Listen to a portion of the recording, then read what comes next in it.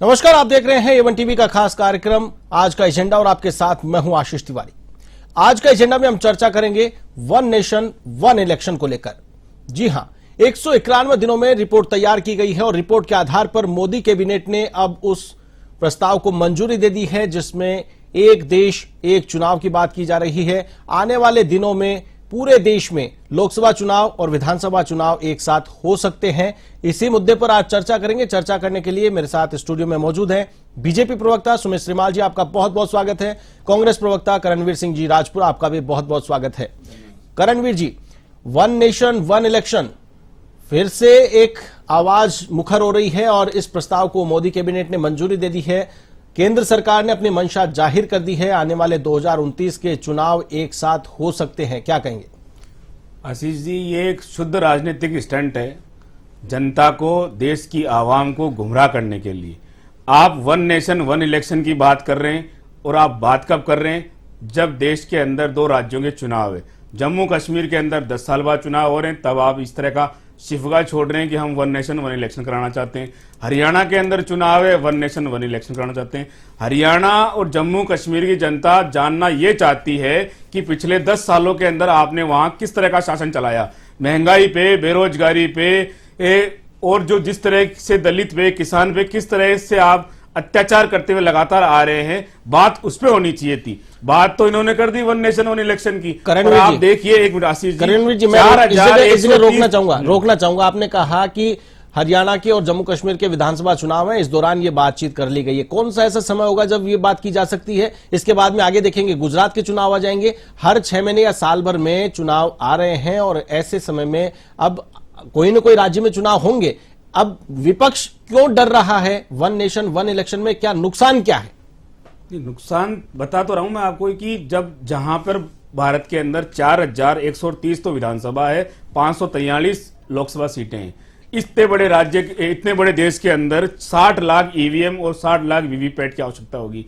क्या हम इस स्थिति में है कि आप एक वन नेशन वन इलेक्शन करा सकते हैं? आप लगातार देखते आ रहे हैं चुनाव आयोग के पास में लोकसभा चुनाव के दौरान किस तरह की खबरें जा रही थी, चाहे ईवीएम मशीनों को इधर से उधर अदला बदली की तमाम जो खबरें आ रही थी कि उसके अंदर धांधली की जा रही है, उसमें अव्यवस्थाएं बढ़ती जा रही है, इस तरह की तमाम शिकायतें थी और एक संघीय ढांचे को आप पूर्णतः बर्बाद करने के ऊपर तुले हैं। हाँ, बात कीजिए, आप वो करनी है तो, पर उस तरह का फॉर्मूला भी तो दीजिए। जनता को गुमराह करके अगर आप एक शिफुगा छोड़ते हैं, एक शब्द है शिफुगा, आपको करना तो है नहीं, बस आपने चर्चा चला दी कि जनता का डाइवर्जन हो जाए मुद्दों से।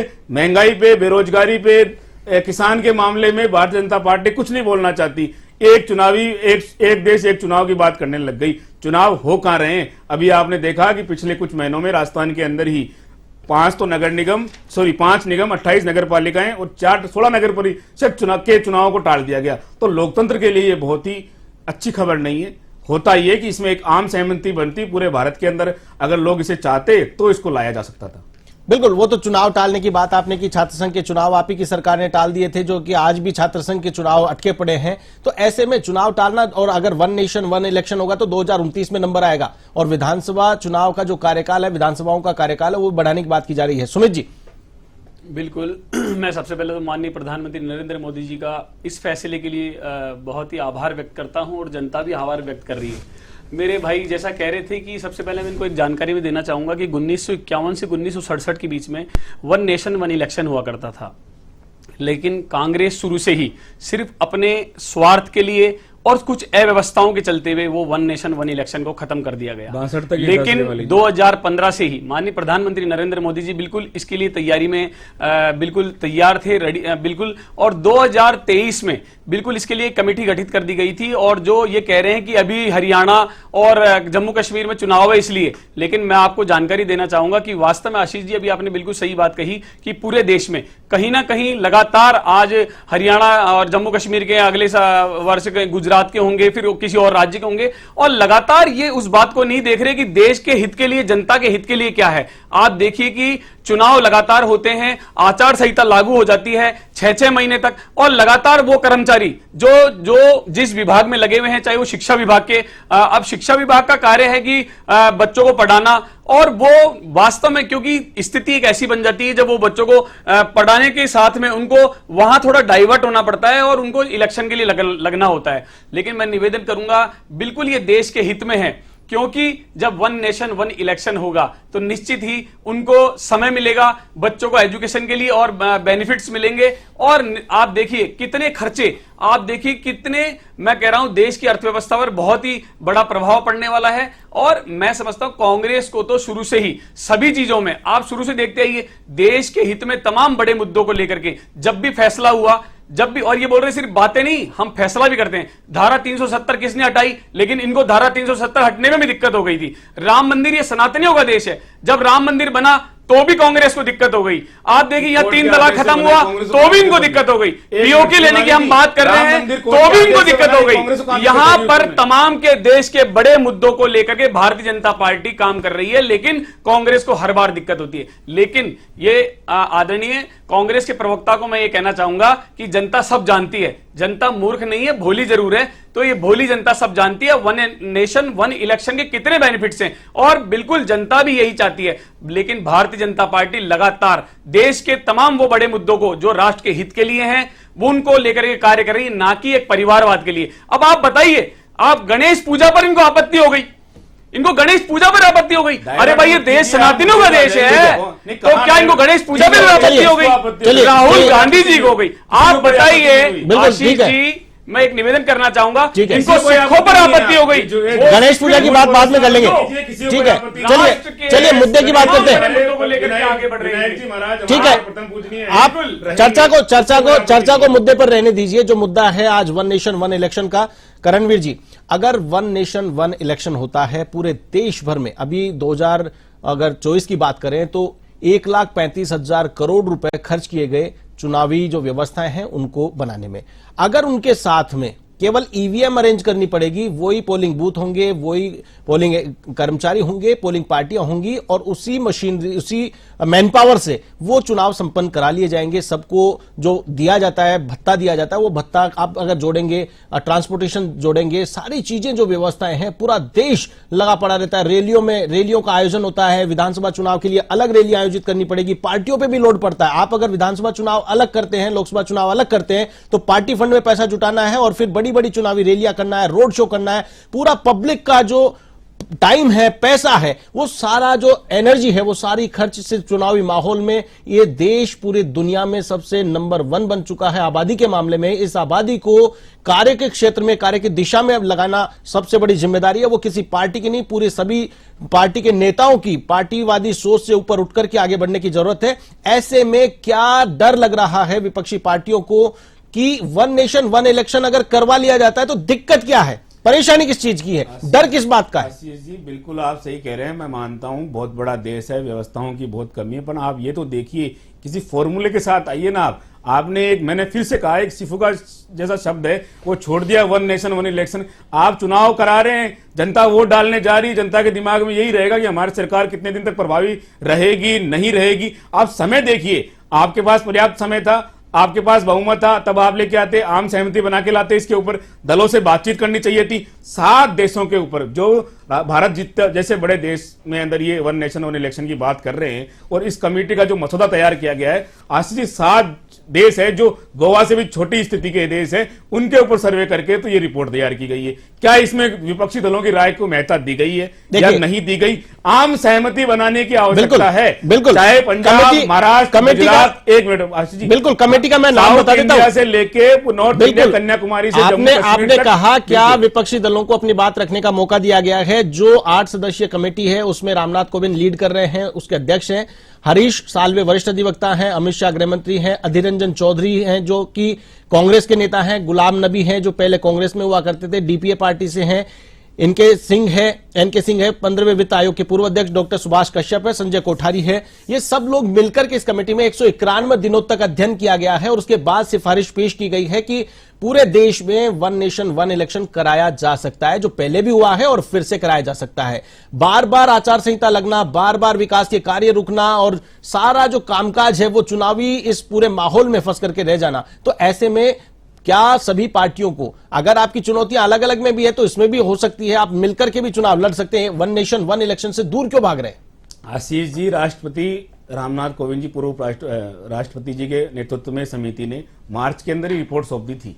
पर ये रिपोर्ट आज कब आई है? जब जम्मू कश्मीर के अंदर इलेक्शन की वोटिंग चल रही थी, उस दिन आप इस रिपोर्ट को सार्वजनिक करते हैं और कैबिनेट इसकी सिफारिश करती है। आप समय भी तो देखिए, आप सीधा सीधा है, मैं फॉर्मूले के साथ नहीं आए ना। मैं तो ये कहना चाह रहा हूं, अगर आपको पता है कि पहले जब 62 तक हमारे साथी बता रहे थे कि 62 तक हिंदुस्तान के अंदर ये होते आए थे, तो 62 तक का है, 67 के बाद में आपने जोड़ लिया है, वो आप देख लीजिएगा कि रिकॉर्ड में जाके 67 तक हुआ था। मैं तो 62 तक की बात कर रहा हूं, ऑन रिकॉर्ड में 62 तक ही है। परंतु वो बंद क्यों किया गया? मध्यावधि इलेक्शन होने लग गए थे, सरकारें अस्थिर होने लग गई थी, और कहीं ना कहीं भारत जैसे देश के अंदर संघीय ढांचे को कमजोर करना, और हिंदुस्तान की जो लोकतंत्र है वो पंचायत राज से शुरू होता है आशीष जी, सरपंच पंचायत जो पालिका है उससे शुरू होता है। और ये वन नेशन वन इलेक्शन की बात कब कर रहे हैं? इलेक्शन तो दो करवा रहे हैं, एक तो ये लोकसभा विधानसभा का साथ कराना चाहते हैं, और पंचायत और जो नगर निकाय के चुनाव है उनका ये 100 दिन बाद कराना चाहते हैं, और उसके अंदर ही पंचायत समिति का भी उल्लेख नहीं किया। तो ये आधी अधूरी बात जनता के सामने परोस कर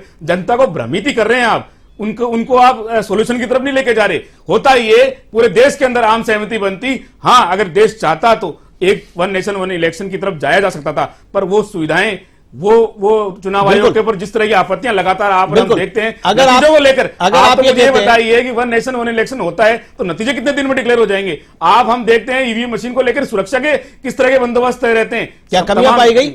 बहुत कमियां पाई गई। आप लोकसभा चुनाव संपन्न हुए, आपकी 99 सीटें आई है, क्या ईवीएम से छेड़छाड़ की गई? एक मिनट आशीष जी, मीडिया के अंदर भी खबरें आती गई है, ईवीएम मशीनों को लेकर लापरवाही बरती जा रही थी, चुनाव आयोग के अंदर कितनी शिकायतें भी की गई है, पर उनका निवारण भी हुआ है, उनको देखा भी गया है, और ये एक चिंतित विषय है। हमारा देश एक लोकतांत्रिक व्यवस्था से चलता है, और मैं चाहता हूं इसको शुद्ध से शुद्ध बनाए रखने की आवश्यकता है। प्रकार से करणवीर सिंह जी कह रहे थे लोकतंत्र की हत्या हो जाएगी, लोकतंत्र का गला घोट दिया जाएगा, किसी प्रकार की कोई तैयारियां नहीं की गई है, और इलेक्शन के टाइम पर ऐसा समय चुना गया है आपकी ओर से जो रिपोर्ट सौंपी जा रही है जब हरियाणा के और जम्मू कश्मीर के चुनाव हो रहे हैं, तो क्या विपक्ष को इस बात का डर लग रहा है कि ये बात सामने आने से मतदाता प्रभावित होगा, और ये कदम है तो क्या ये डराने वाला कदम है? देखिए, शुरू से आप गला घोटने की बात ये जो कर रहे थे, गला घोटने का कार्य तो तत्कालीन प्रधानमंत्री इंदिरा गांधी जी ने करा था आपातकाल देकर के। फिर अब ये मेरा निवेदन ये है, जब मेरा टर्म आए तो फिर एक बार मैं निवेदन ये कर रहा हूं कि तत्कालीन प्रधानमंत्री इंदिरा गांधी जी ने घोटा था गला। तो और इनको बता दूं, इन्होंने भी एक चीज स्वीकार भी कर ली कि जब 1967 में ये चुनाव एक इलेक्शन और वन नेशन वन इलेक्शन जब खत्म हुए तो वो कांग्रेस सत्ता थी, और उसी के कारण वो खत्म हुए थे, क्योंकि उस समय की अव्यवस्थाएं थी। और अभी ईवीएम की बात कर रहे थे, तो मैं समझता हूं कि ईवीएम पर जब जब इन्होंने प्रश्न चिन्ह लगाया, प्रश्नवाचक लगाया, जब भारतीय जनता पार्टी अच्छी सीटों के साथ जब 303 सीट आई, तो इनको तुरंत इन्होंने प्रश्नवाचक लगा दिया कि ईवीएम हैक कर दिया। वो चीज ईवीएम के अंदर किसी प्रकार की कोई चिप नहीं होती। अभी आपने बताया बिल्कुल निश्चित सवाल अजर अटल रहेगा। ये सवाल ऐसा है, इस सवाल में जो भी दल हारेगा वो ईवीएम को कटघरे में जरूर खड़ा करेगा। वो तो आप सेपरेट इलेक्शन हो रहे तो भी ईवीएम कटघरे में है, वो तो अगर वन नेशन वन इलेक्शन होगा तो भी कटघरे में होगा, तो कोई नई बात नहीं है उसमें, वो तो एक मुद्दा रहेगा हमेशा के लिए। मुद्दे की बात यह है कि वन नेशन वन इलेक्शन का जो घोषणा की जा रही है या उसकी सुगबुगाहट शुरू की जा रही है, वो हरियाणा और जम्मू कश्मीर विधानसभा चुनाव के मद्देनजर क्यों की जा रही है, इसकी मतगणना के बाद 8 अक्टूबर के बाद क्यों नहीं की जा रही है? ये करणवीर जी ने जिस प्रकार से कहा है कि इस बात से इनको शायद डर लग रहा है कि पब्लिक के बीच में ये एडवांटेज लेने की कोशिश बीजेपी की ओर से, और मैं तो ये इनसे भी सवाल करूंगा कि अगर इससे एडवांटेज मिलने की संभावनाएं बीजेपी को है तो क्या जनता इस चीज को पसंद करती है? इसका मतलब बिल्कुल आपके पास आऊंगा करणवीर जी, आपके पास आऊंगा, पहले सुमित जी। बिल्कुल, आप देखिए कि वन नेशन वन इलेक्शन को बिल्कुल जनता भी समझती है, और ये जो कह रहे हैं कि इस टाइम की बात है, मैं कह रहा हूं 2023 से ही इसकी तैयारियां शुरू हो गई थी, कमेटी बना दी गई थी रामनाथ कोविंद जी के अंदर में अंतर्गत। अब आप ये लगातार देखिए कि इस समय वो कार्रवाई उनकी पूरी हुई है, रिपोर्ट इनको सौंप दी है, और वन नेशन वन इलेक्शन क्योंकि अभी भी नहीं, ये 2029 तक जाकर के लगभग लगातार पूर्ण रूप से हमारे देश में लागू हो पाएगा। तो ये अभी की बातें कर रहे हैं, लेकिन मैं निवेदन कर रहा हूं कि लगातार इनकी तो हर जगह मतलब विरोध करने की आदत पड़ी। देश के तमाम बड़े मुद्दे, मैंने अभी आपको बताया, धारा 370 हो, 3 तलाक हो, राम मंदिर हो, हम पीओ की लेने की बात करते हैं, जो भी बड़े मुद्दे होते हैं, लेकिन ये हर जगह विरोध करते हैं, लेकिन जनता सब समझती है। और आप बोल रहे हो हरियाणा और जम्मू कश्मीर के चुनाव, मैं बता दूं कि जम्मू कश्मीर के अंदर जो रोजिना आतंकवादी हमले होते थे, आज हमारी सेना इतनी दमदार हो चुकी है भारतीय जनता पार्टी के पिछले लगभग 10 वर्षों के शासन में। आप देखिए कि लगातार बन रही है, करणवीर जी, बिल्कुल बिल्कुल। आत्मनिर्भर बन रही है। और आज चाइना भी हमारी तरफ आंख उठा करके नहीं देख सकता। पाकिस्तान के तो मंसूबे बिल्कुल ही खत्म कर दिए हैं माननीय प्रधानमंत्री नरेंद्र मोदी जी के नेतृत्व में। तो लगातार ये बात जम्मू कश्मीर के लोग भी जानते हैं कि अब जो चुनाव हो रहे हैं, और आपने कल इसका परिणाम भी देखा, जहां वोटिंग परसेंटेज बिल्कुल क्या रहता था, वहां आज वोटिंग परसेंटेज लगभग डबल हो चुका है। तो ये बात के लिए वो तो चुनाव परिणाम बताएंगे, आने वाले विधानसभा चुनाव के परिणाम क्या है, क्या वहां पर जो चेंजेस किए गए उसका एक विरोध में एक स्वर तो नहीं है, वो तो देखना पड़ेगा। आशीष जी, मैं निवेदन बिल्कुल सही कर रहे हो आप, लेकिन एक जनता में एक उत्सुकता तो आई है, वो किसी को भी वोट दे, बिल्कुल निश्चित है कि जो काम करेगा उसको वोट मिलेगा। लेकिन वोट दिलाने तक अगर इस स्टेप तक लाने का किसी ने काम किया है तो माननीय प्रधानमंत्री नरेंद्र मोदी जी ने किया है। और हरियाणा की बात करें तो हरियाणा में भी लगातार हमारी सत्ता में आ रहे हैं, और ये सिर्फ मोदी जी को रोकने का कार्य करते हैं। आप देखिए कि हरियाणा में अब इनका गठबंधन खत्म हो चुका है, जो इंडी गठबंधन था वो खत्म हो गया, क्योंकि इनको मालूम हम जीतेंगे तो है ही नहीं। अब आप आम आदमी पार्टी ने इनका गठबंधन से बिल्कुल हाथ खींच लिया है। अब ये किसी प्रकार से, क्योंकि अब इनके मंसूबे तो इस प्रकार के वाद विवाद और ये प्रश्नवाचक लगाने की इनकी आदत पड़ रही है। जब केंद्र के चुनाव हुए थे, तब गठबंधन हुआ था, तब स्पष्ट कर दिया था कि हम लोग सिर्फ लोकसभा चुनाव को लेकर यह गठबंधन कर रहे हैं, क्षेत्रीय चुनाव होंगे, विधानसभा चुनाव होंगे, सब हम अपनी विचारधारा के साथ जाएंगे। कौन सी पार्टी कौन से प्रदेश में अलग लड़ेगी, कौन सी मिलकर लड़ेगी, ये तो उस वक्त भी इन्होंने इशारा कर दिया था। करणवीर जी जम्मू कश्मीर देखिए ना आप, जी जम्मू कश्मीर में क्या हुआ, जम्मू कश्मीर में इन्होंने कर लिया। लेकिन मैं निवेदन कर रहा हूं, अच्छा ये धारा 370 को वापस हटाने की बात करते हैं। लोकसभा चुनाव में भी था, पंजाब में इनका गठबंधन नहीं था, बाकी और जगह गठबंधन था। ये तो लगातार ये मैं बिल्कुल ये बोल रहा हूं, वन नेशन वन इलेक्शन राष्ट्र के हित के लिए है, जो मैं फिर निवेदन कर रहा हूं कि जनता के हित में है, और इसका स्वागत जनता कर रही है, और इसलिए इसको स्वीकार्य है। कैबिनेट का बिल्कुल यहां जो इसी बात का डर लग रहा है विपक्ष को, क्या इसी बात का डर लग रहा है विपक्ष को? करणवीर जी, निश्चित ही इस बात का डर लग रहा है। वन नेशन वन इलेक्शन राष्ट्र के हित में है या नहीं, इसमें मैंने बार बार कह रहा हूं, आम सहमति बनाने की आवश्यकता है, हिंदुस्तान से जानने की आवश्यकता है।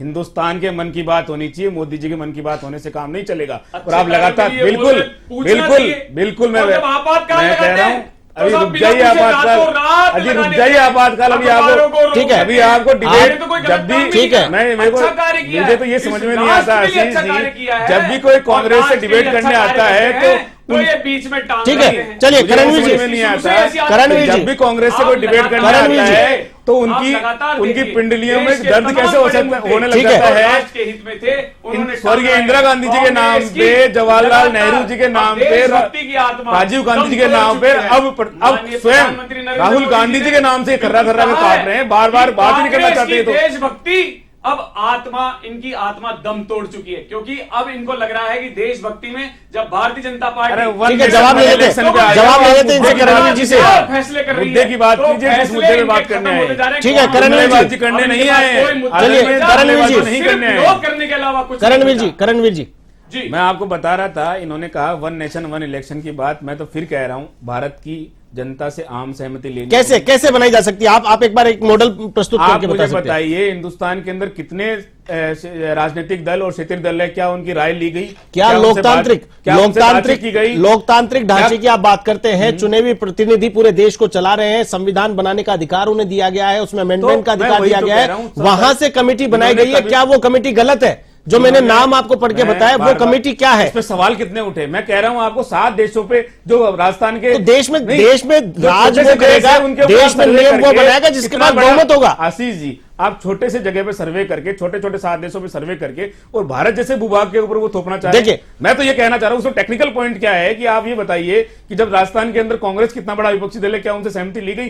कांग्रेस के जो अध्यक्ष है वो तो बराबर इसका विरोध कर रहे हैं। अधीर रंजन चौधरी कांग्रेस के सहमति के तौर पर उनकी राय, कमेटी फैसला करेगी, तो वो एक राय, वो तो अगर बात करें सुप्रीम कोर्ट की 5 जजों की अगर संवैधानिक पीठ है, तो उसमें भी 3-2 से भी फैसले होते हैं। 2 जज हैं, वो विरोध में रहते हैं, विपक्ष में रहते हैं, लेकिन फैसला 3 का होता है। एक राजनीतिक स्टंट की तरह यूज कर रहे हैं। चुनाव आ गए हैं आज हरियाणा और जम्मू कश्मीर के, मार्च के अंदर इनको सिफारिश कर दी थी रामनाथ को। क्या फायदा हो सकता है? क्या फायदा हो सकता है? जनता के मुद्दे आज आप और हम वन नेशन वन इलेक्शन पे बात कर रहे हैं, ठीक है, हमें बात करनी चाहिए महंगाई पे, बेरोजगारी पे, किसान आंदोलन, ठीक है। तो one nation one election, Haryana के अंदर इन्होंने किसानों के साथ अत्याचार किए हैं, बेरोजगारी की है, हरियाणा की बेरोजगारी बात होनी चाहिए। आप और हम जब मीडिया, पूरी मेन स्ट्रीम मीडिया, ये बात मानते हैं, पूरी बात कर लूं, वन नेशन वन इलेक्शन पे आ गई तो जनता के मुद्दे कहां रह जाएंगे। बिल्कुल, मैं तो कह रहा हूं, जनता को डाइवर्ट करना मानते चाहते हैं आप, ये मानते हैं कि वन नेशन वन इलेक्शन का शुगुफा अगर बीजेपी ने छेड़ा है तो आने वाले चुनाव में जनता का ध्यान डाइवर्ट कर दिया जाएगा और जनता क्या इस फैसले से प्रभावित होगी? ये बड़ी बात है। अगर इस फैसले से जनता प्रभावित होती है, बीजेपी को फायदा होता है, इसका मतलब तो टेस्टिमोनियल हो चुका है। इसका मतलब तो फिर जनता चाहती है कि वन नेशन वन इलेक्शन होना चाहिए और जनता के मन में अगर डर है, जनता अगर विपक्ष में होगी तो चुनाव में आईना दिखा देगी बीजेपी को। सुमित जी, बिल्कुल आईना इसलिए दिखाएगी, कांग्रेस को दिखाएगी, क्योंकि पहली बात तो इन्होंने स्वीकार कर लिया कि वन नेशन वन इलेक्शन देश के हित में है, तभी तो इनको डर लग रहा है। दूसरी बात, ये और तमाम मुद्दों को लेकर की बात कर रहे हैं, किसानों की बात कर रहे हैं, सैनिकों की बात कर रहे हैं, महिलाओं की बात कर रहे हैं। पूर्व में पिछले 3 बार लगातार जो भारतीय जनता पार्टी सत्ता में आई है, कांग्रेस को डर ये है कि देश का लोकतंत्र की नींवें कमजोर करने को कार्यों को लेकर के आई है। भारतीय जनता पार्टी तीसरी बार जो लगातार आई है वो विकास के कार्यों को लेकर के आई है, अपने विकास के मॉडल को रूप में लेकर के आई है। और मैं बताता हूं कि लगातार मैनिफेस्टो में जो हमने कहा था, इस बार आप कह रहे हैं मैनिफेस्टो में हमने इस बार ही कह दिया था। और सबसे बड़ी खुशी की बात यह है, मैं जनता को भी मैसेज देना चाहूंगा कि मात्र माननीय प्रधानमंत्री नरेंद्र मोदी जी के 100 दिन के अंदर ये जो लिखा दिया था वो पूरा कर दिया, मैनिफेस्टो पूरा कर दिया। आपने आप देश के दलितों में हो रहे शोषण की बात की थी। देखिए चुनावी मंच नहीं है, चुनावी मंच नहीं है करणवीर जी और सुमित जी, चुनावी मंच नहीं है, सिर्फ मुद्दे की बात करनी है। चुनावी मुद्दों पे चले जाएंगे तो ये डिबेट 4 घंटे में पूरी नहीं हो सकती है। सिर्फ 1-1 मिनट में आप दोनों से मैं क्लोजिंग स्पीच चाहूंगा। वन नेशन वन इलेक्शन, क्या इस फैसले से जनता को नुकसान है? क्योंकि बात जनता के फायदे और नुकसान की करनी होगी, राजनीतिक पार्टियों के फायदे और नुकसान की बात यहां पर या कंसीडर नहीं की जा सकती है। यहां जनता के ऊपर पड़ने वाले लोड की, जनता का पैसा बर्बाद होने से रुक सकता है, तो क्या इसमें प्रॉब्लम है या फिर ये एक अच्छा फैसला है? दोनों से 1-1 मिनट में। करणवीर जी। आशीष जी, एक राजनीतिक स्टंट है, इससे देश की संवैधानिक व्यवस्थाओं का जो ढांचा है, संघीय ढांचा है, उसको खतरा है। और भारतीय जनता पार्टी बार बार इस तरह के शिफुगे छोड़कर देश की जनता को गुमराह करना चाहती है, उनके हित की बात नहीं करते हुए देश के लोकतंत्र की नींव को कमजोर करने की बात कर रही है। सुमित जी, संघीय ढांचे को खतरा है, देश के लोकतंत्र की नींव को कमजोर करने की कोशिश होगी वन नेशन वन इलेक्शन से, क्या कहेंगे? 1 मिनट में कंप्लीट करें अपनी बात। बिल्कुल, मैं निवेदन कर रहा हूं कि कांग्रेस हर देश के तमाम बड़े मुद्दों पे हमेशा विरोध करती आई है, लेकिन जनता इस बात को समझती है। वन नेशन वन इलेक्शन का बिल्कुल जनता स्वागत कर रही है और माननीय प्रधानमंत्री नरेंद्र मोदी जी के नेतृत्व में, और इस बार के मैनिफेस्टो में हमने पहले ही दे दिया था कि वन नेशन वन इलेक्शन को हम आगे बढ़ाएंगे और कैबिनेट में इसकी मंजूरी मिल चुकी है। आप देखिए कि लगातार हम आचार संहिता लग जाती है, फिर वापस विकास के कार्यों में कितनी बाधक बनते हैं, तो ये सारी बाधाएं दूर होगी, देश का अर्थव्यवस्था में बहुत ही अच्छा योगदान होगा, समय बचेगा, तमाम इस तरीके राष्ट्र के हित में ये कार्य होने जा रहे हैं और बिल्कुल जनता इसका स्वागत करती है। और निश्चित ही ये फैसला बहुत ही अच्छा फैसला है और इनकी तो कांग्रेस की शुरू से आदत पड़ रही है कि हर अच्छे फैसले को, देश के अच्छे फैसलों को लगातार ये बुराइयां करते आए हैं, विरोध करते आए हैं। इनको सिखों से प्रॉब्लम हो गई, इनको गणेश पूजा से प्रॉब्लम हो गई, ये आरक्षण की बात करते थे, लेकिन आज फिर वापस आरक्षण विरोधी विदेश में जाकर के अगर कोई बुराई करते हैं तो इनके गांधी परिवार के राहुल गांधी जी करते हैं। लेकिन और दूसरी ओर माननीय प्रधानमंत्री नरेंद्र मोदी जी विश्व पटल पर देश को कहां लेकर के जा रहे हैं। और दूसरी बार आप कह रहे हैं विपक्ष के नेता ये देश की नैया डुबाने में लग रहे हैं। आप देखिए, इनको सबसे समस्या है वो देश का वो सिख समाज जिसने राष्ट्र के लिए अपने बच्चों की जान न्यौछावर कर दी। चलिए, समय की सीमा है, बिल्कुल समय की सीमा है। आप दोनों मेहमान चर्चा में शामिल हुए, आप दोनों का बहुत बहुत धन्यवाद। वन नेशन वन इलेक्शन पर चर्चा में शामिल हुए बीजेपी प्रवक्ता सुमित श्रीमाल जी और कांग्रेस प्रवक्ता करणवीर सिंह राजपुरा जी, आप दोनों का एक बार फिर से बहुत बहुत धन्यवाद। आज के एजेंडा में हमने चर्चा की वन नेशन वन इलेक्शन। देखना दिलचस्प होगा कि हालांकि यह चुनौती भरी राह है, केंद्र सरकार ने अपने मंसूबे जाहिर कर दिए हैं। आने वाले 2029 में वन नेशन वन इलेक्शन की कवायद शुरू कर दी गई है। इस फैसले को मंजूरी दे दी गई है, कैबिनेट ने मंजूरी दे दी है। अब तैयारियां हैं, क्या क्या अड़चने हैं, देखना दिलचस्प होगा, लेकिन 2029 में वन नेशन वन इलेक्शन हो सकता है। आज का एजेंडा में फिलहाल के लिए बस इतना ही। मुझे दीजिए इजाजत, नमस्कार।